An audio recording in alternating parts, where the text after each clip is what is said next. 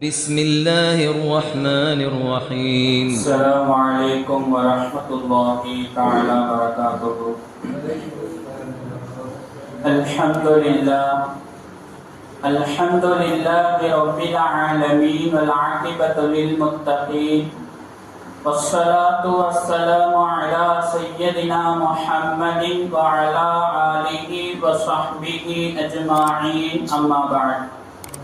فقد قال الله تعالى في كلامه القديم وفي القرآن المجيد بعد أعوذ بالله من الشيطان الرجيم بفضل بسم الله الرحمن الرحيم ألا إن أولياء الله لا خوف عليهم ولا هم يحزنون.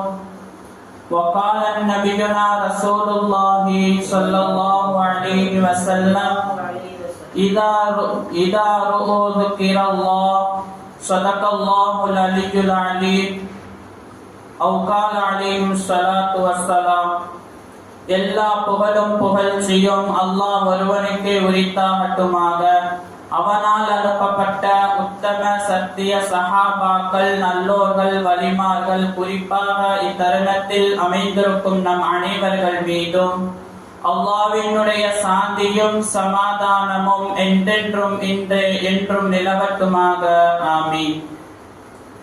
அல்லாஹு தஆலா இந்த உலகத்தில் மனித இனத்தை படைத்து அந்த மனித இனம் சீர்பெற வேண்டும், சிறப்பு பெற வேண்டும், மறுமை நாளில் ஈடேற்றம் பெற வேண்டும் என்பதற்காக தீனுல் இஸ்லாம் என்கின்ற மார்க்கத்தை தந்து அந்த மார்க்கத்தை அடுத்தவர்களுக்கு எடுத்து சொல்வதற்காக நபிமார்களை அல்லாஹு தஆலா ஏற்பாடு செய்தான். நபிமார்களினுடைய வருகைக்கு பின்னால் இந்த தீனுல் இஸ்லாம் கியாமத் நாள் வரைக்கும் எடுத்து சொல்வதற்காகத்தான் அல்லாஹு தஆலா வலிமார்களை ஏற்பாடு செய்திருக்கின்றார். அல்லாஹு தஆலா வலிமார்கள் என்பவர்கள் யார் என்பதை குறித்து அல்லாஹு தஆலா குர்ஆனில் சொல்லுவான். அலா இன்ன அவுலியா அல்லாஹி லா ஹவுஃபுன் அலைஹிம் வலா ஹும் யஹ்ஸனூன் அல்லதீன ஆமனு வ கானூ யத்தகூன். 4 விஷயங்கள் அல்லாஹு தஆலா குர்ஆனில் குறிப்பிடுவார். இந்த 4 விஷயங்கள் எந்த ஒரு மனிதத்தில் இருக்கிறதோ அவர்தான் வலியுல்லாஹாவாக இருக்க முடியும் என்று அல்லாஹு தஆலா குர்ஆனில் சொல்கிறான். முதலாவதாக லா ஹவுஃபுன் அலைஹிம், அவர்களுக்கு எந்த ஒரு பயமும் இருக்காது. அதென்ன எந்த ஒரு பயமும் இருக்காது என்று சொன்னால் அவர்களினுடைய உள்ளத்தில் அல்லாஹ்வினுடைய அச்சத்தை தவிர வேறு எந்த ஒரு பயமும் அவர்களுக்கு இருக்காது.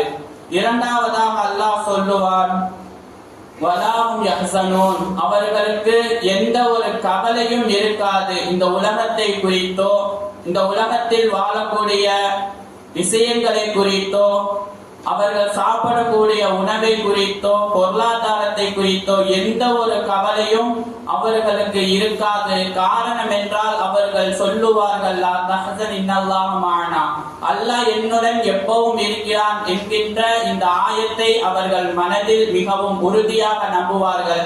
அதனால் தான் அவர்களுக்கு பயமும் இருக்காது, கவலையும் இருக்காது.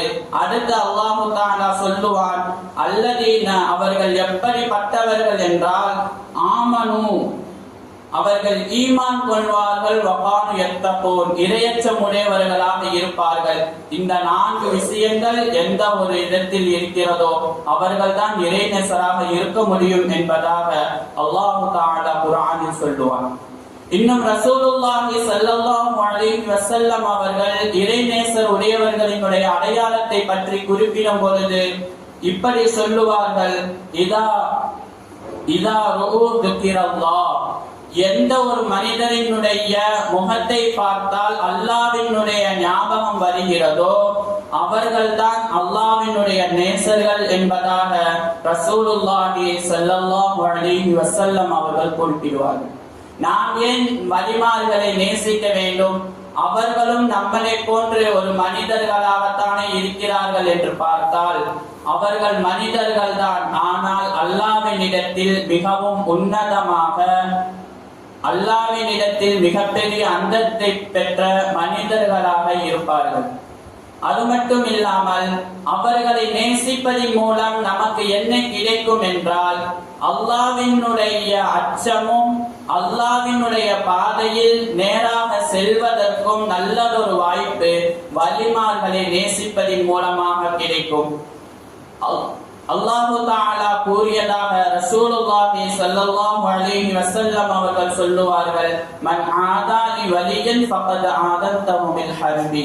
எந்த ஒரு மனிதன் என்னுடைய வலியை என்னுடைய அவுலியாவை நோவினைப்படுத்துவானோ அவனுக்கு நான் போர் பரணம் செய்கிறேன் என்பதாக அல்லாஹு தஆலா சொன்னதாக ரசூலுல்லாஹி ஸல்லல்லாஹு அலைஹி வஸல்லம் அவர்கள் சொல்லுவார்கள். அவர்கள்தான் அவுலியாவாக இருக்க முடியும். அது மட்டும் இல்லாமல் அவர்கள் இந்த உலகத்திலும் ஹயாத்தோடு வாழ்ந்தவர்கள், கபரிலும் ஹயாத்துடன் இருப்பார்கள். அதற்கு ஆதாரமாக அல்லாஹ் தஆலாவை குர்ஆனில் சொல்லுவார், வலா தகூலு லிமன் யுக்தலு ஃபீ ஸபீலில்லாஹி அம்வாத் பல் அஹ்யாஉ வலாகின் லா தஷ்உரூன். நீங்கள் அறிய மாட்டீர்களா? வலா தகூலு லிமன் யுக்தலு ஃபீ ஸபீலில்லாஹி அம்வாத், அல்லாஹ்வினுடைய பாதையில் அவர்கள் மரணித்து விட்டார்கள் என்று தான் நீங்கள் நினைக்கிறீர்கள். ஆனால் பல் விஷயம் அப்படி இல்ல, அவர்கள் உயிருடன் இருக்கிறார்கள், மரணித்தும் அவர்கள் உயிருடன் இருக்கிறார்கள் என்று அல்லாஹு தஆலா குர்ஆனில் வலிமார்களை குறித்தும் அவர்களினுடைய அடையாளத்தை குறித்தும் அல்லாஹு தஆலாவும் ரசூலும் நமக்கு அடையாளங்களை தந்திருக்கிறார்கள். அல்லாஹ் சுப்ஹானஹு வ தஆலா நம்முடைய வாழ்க்கையை வலிமார்களினுடைய வாழ்க்கை போல் நடத்தி, அது மட்டும் இல்லாமல் அவர்களினுடைய நேசத்திற்கும் பாசத்திற்கும் உரியவர்களாக அல்லாஹு தஆலா நம் அனைவர்களையும் ஆக்கி அருள் புரிவானாக. ஊசிக்கும் பிதுஆ. அஸ்ஸலாமு அலைக்கும் வ ரஹ்மத்துல்லாஹி தஆலா.